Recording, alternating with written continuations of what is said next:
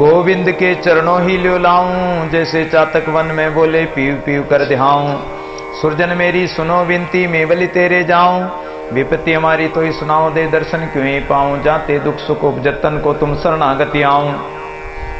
दादू को दया कर दीजिए, नाम तुम्हारो गाऊं। विनती कर रहे हैं कि हे गोविंद, गो नाम इंद्रियों के स्वामी, हम तो आपके चरण कमलों को छोड़कर अन्यत्र हम नहीं जाना चाहते हैं, इसलिए हमने तो हमारी लगन आपके चरण कमलों के चिंतन में लगा ली है।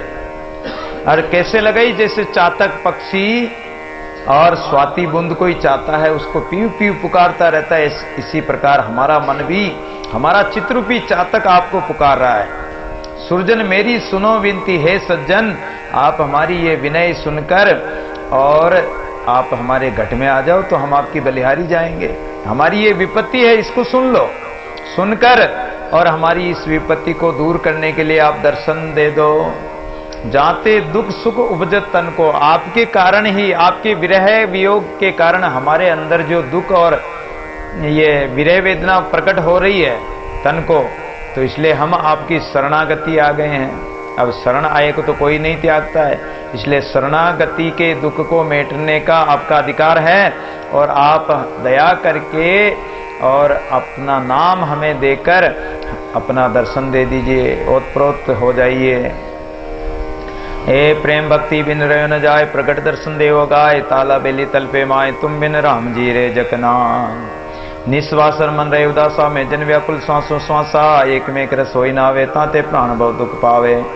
अंग संग मिलियों सुख दीजिए, दादू राम रसायन पीजे। इसलिए हे प्रभु, हम तो प्रेमा भक्ति द्वारा हम आपका ही भजन कर रहे हैं। अब अगर आपकी भक्ति और प्रेम हमारे अंदर से अगर बिछुड़ जाए या हमारे अंदर से हट जाए, तो हम आपके बिना जी नहीं सकते हैं। आपके प्रेम के बिना, आपकी भक्ति के बिना हमारा प्राण नहीं रह सकते हैं, हमारा जीवन ही नहीं है। इसलिए प्रकट दर्शन देव दिखाए, हे प्रभु आप तो प्रकट होकर हमें आपके अद्भुत दर्शन हमें दे दीजिए।